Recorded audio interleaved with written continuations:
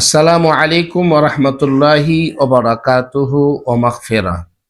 বুঝতেছি না, মুহররম মাস আসার পরে আমাদের অনেক ভাইয়েরা কেন আহলে বাইতের শানে এত গুস্তাখিমূলক কথাবার্তা বলতেছে। গাদিরে খুম আসলো, গাদিরে খুম উপলক্ষে অনেক অনুষ্ঠান বাংলাদেশে হয়েছে, তখন অনেকেই একদম পাগল হয়ে গেছে। কত রকমের তাদের বিরূপ, কত রকমের বক্তব্য। তারপরে আসলো মুহররম, মুহররম মাসে আহলে বাইতের আলোচনা হবে, কারবালার আলোচনা হবে। কিন্তু এই মাসে কত রকমের বিভ্রান্তিমূলক আলোচনা, অনেকে মনে হয় যে দিশেহারা হয়ে গেছে যে তারা কি বলবে। কেউ বলতেছে পাক পাঞ্জাতন দুই রকমের তারা আবিষ্কার করছে, সে আর এক রকমের, মানে ওনারা আর একটা আবিষ্কার করছে পাক পাঞ্জাতন দুই রকমের। কেউ আহলে বাইত আলাইহিস সালাম ওনারা নবীজির পরে শ্রেষ্ঠ, এটা বলা যাবে না। দুই শাইখাইনের উপরে মাওলা আলাইহিস সালামকে আহলে বাইতকে নেওয়া যাবে না। কেউ আবার বলতেছে আহলে বাইতের শানে আলাইহিস সালাম বলা যাবে না। এটাও খুব জোরে সোরে প্রচার শুরু করে দিছে এরা। তো এর মধ্যে আমাদের মুফতি আল্লামা আলাউদ্দিন জেহাদি সাহেব, আপনারা শুনেছেন ইদানি উনি আহলে বাইতের শানে আলাইহিস সালাম বলা যাবে না, তারা বলবে, কেউ যদি বলে বুঝে নিবেন সে শিয়াবাদের প্রচারক, সে শিয়া, এটা সেটা। অথচ এক প্রকার উনি লিখেছেন মাকরু। এখন আমার কথা হচ্ছে যে কেউ মাকরু করলে কি সে কি বড়, অনেক বড় অপরাধ হয়ে যাবে? যদি ওনার ফতোয়াটাই সঠিক হয়, ধরে নিলাম, যদি কিছুক্ষণের জন্য ধরি আর কি, মাকরু করলেও কি সে শিয়া হয়ে যাবে? সে অনেক বড় অপরাধ হয়ে যাবে, সে গুনাহগার হয়ে যাবে, সে জাহান্নামী হয়ে যাবে। তাহলে এটা কেন এই শরীরের ভিতরে এরকম জ্বালাপোড়া উঠে গেছে গা, এটা নিয়ে এত মন্তব্য ফতোয়া দিতে হবে? অথচ আপনারা শুনবেন, এখন আপনাদেরকে আমি শোনাবো আমাদের মুফতি আলাউদ্দিন জেহাদি সাহেব কয়েক বছর আগে উনি আহলে বাইত আলাইহিস সালামের শানে আলাইহিস সালাম বলা যাবে কিনা এই প্রশ্নের জবাবে উনি কত সুন্দর করে জবাব দিয়েছিলেন। আপনারা ওনার এই বক্তব্যটি একটু শুনুন। হযরত আলী রাদিয়াল্লাহু আনহুকে মাওলা আলী আলাইহিস সালাম বলা যাবে কিনা? হযরত আলী রাদিয়াল্লাহু আনহুকে মাওলা আলী, মাওলা এবং আলাইহিস সালাম দুইটাই বলা যাবে, শুধু আলী রাদিয়াল্লাহু আনহুকে একলা না। ইমামে হাসান, ইমামে হুসাইন, তিনাদের দুইজনকেও আলাইহিমাস সালাম বলা যাবে। আহলে বায়েত পাক পাঞ্জাতন যারা, ওনারা সম্পর্কে আলাইহিস সালাম বলা জায়েজ, হাজারবার জায়েজ, জায়েজ, হাজারবার জায়েজ। আপনারা দেখবেন, যদি আলেম কেউ থাকেন, আমি আপনাদের বলে যাই, মুস্তাদরিকে হাকিমের মধ্যে অনেক হাদিস আছে এই ব্যাপারে, এবং আরো অনেক হাদিসের কিতাব আমি পেয়েছি যাতে, যেখানে আপনি শুধু পাক পাঞ্জাতন না, হযরতে জাইনুল আবিদিন ওনার নামের সাথে আলাইহিস সালাম আছে, এরকম রওয়ায়াত আমি পেয়েছি। আলাইহিস সালাম বললেই যে একেবারে নবী হয়ে যায় তা না, এটা একটা সম্মান। রাদিয়াল্লাহু আনহু যেমন দোয়া, আলাইহিস সালামও একটা দোয়া, এটা অন্য কিছু না। এমন না যে আলাইহিস সালাম বললে রাসূলের চাইতে বড় হয়ে যায়, না। আলাইহিস সালাম এটা একটা দোয়া, রাদিয়াল্লাহু আনহু একটা দোয়া, রাহমাতুল্লাহ আলাইহি একটা দোয়া, এই এরকম একটা দোয়া আলাইহিস সালাম। এটা নবীদের ব্যাপারে বলা হয়। আবার এরকম কে বলতে পারবে না যে আলাইহিস সালাম এটা নবীদের ব্যাপারে খাস, এরকম না।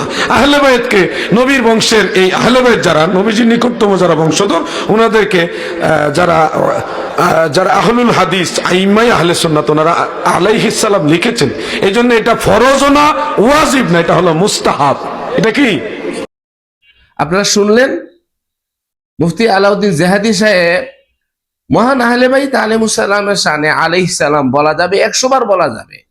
উনি খুব সুন্দর করে ব্যাখ্যা করে দিলেন, এবং উনি বলছেন অনেক কিতাবে দেখেছি। তো উনি অনেক কিতাব থেকে পড়ে, দেখে শুনে বুঝেই কিন্তু এটা বলছে। উনি কিন্তু এর কথা বলতে পারবে না যে আমি না জেনে না বুঝে কিতাব না পড়ে আমি নিজ থেকে বলছিলাম।